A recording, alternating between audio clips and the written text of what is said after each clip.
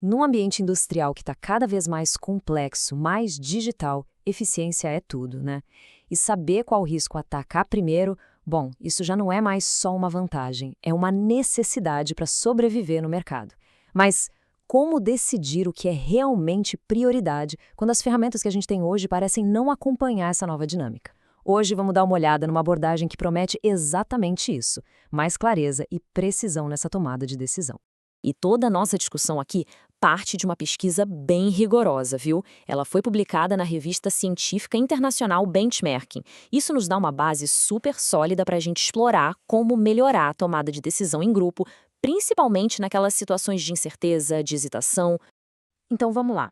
Primeiro, a gente vai entender o desafio de priorizar riscos.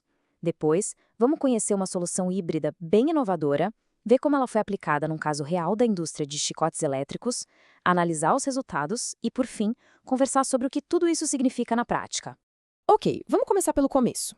Qual é a ferramenta que a indústria geralmente usa hoje e por que ela está precisando de uma repaginada? A ferramenta padrão é o FMI, a análise dos modos e efeitos de falha. Basicamente, é um método já consagrado que calcula um número de prioridade de risco, o tal do RPN.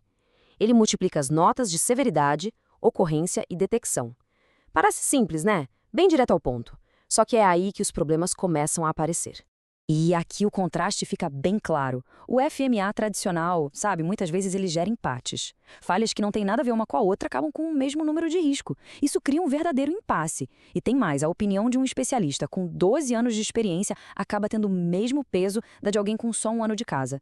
O método simplesmente não lida bem com a subjetividade, com a hesitação, que são super naturais no julgamento humano.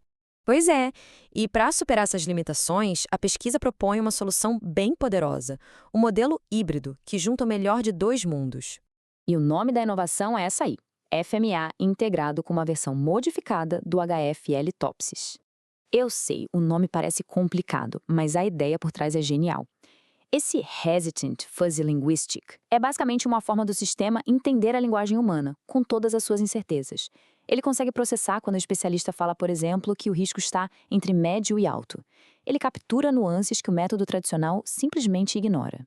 Então, o pulo do gato é esse. Com o novo modelo, um especialista pode dizer, olha, não tenho 100% de certeza, o risco está entre médio e alto, e o sistema entende isso. Ele também dá pesos diferentes para as opiniões, com base na experiência de cada um. E o mais importante de tudo, ele acaba com os empates, dando um ranking de risco claro, que diz exatamente o que fazer. E o processo todo é bem estruturado, em 3 etapas lógicas. Primeiro, a coleta de dados com a equipe.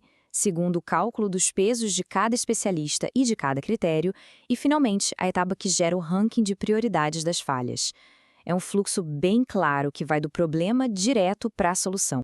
Agora, vamos sair um pouco da teoria e ir para a prática. Ver como tudo isso funciona num cenário industrial de verdade. O teste de fogo foi numa empresa de peso, viu?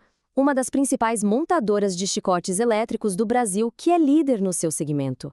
Isso já mostra que o modelo foi testado num ambiente super exigente e muito relevante. O foco da análise foi a operação de corte e crimagem, um processo com várias etapas, bem delicado. É um trabalho de muita precisão, onde cada fiozinho é cortado e conectado. Qualquer falha aqui pode comprometer o produto final inteiro. É como se fosse o sistema nervoso de uma máquina agrícola, por exemplo. Para se ter uma ideia, uma equipe de 5 especialistas analisou esse processo e identificou nada menos que 19 modos de falha diferentes. 19 possíveis problemas que precisavam ser organizados por prioridade. E aqui a gente chega na parte mais reveladora. O que será que aconteceu quando esses 19 modos de falha foram analisados pelos 2 métodos lado a lado? E olha, essa tabela ilustra a diferença de um jeito brilhante. Dê uma olhada na coluna do FMA tradicional. A falha 4, a 17, a 19, todas elas empatadas em primeiro lugar. Como é que a equipe decide onde focar desse jeito? Agora olha para o modelo proposto.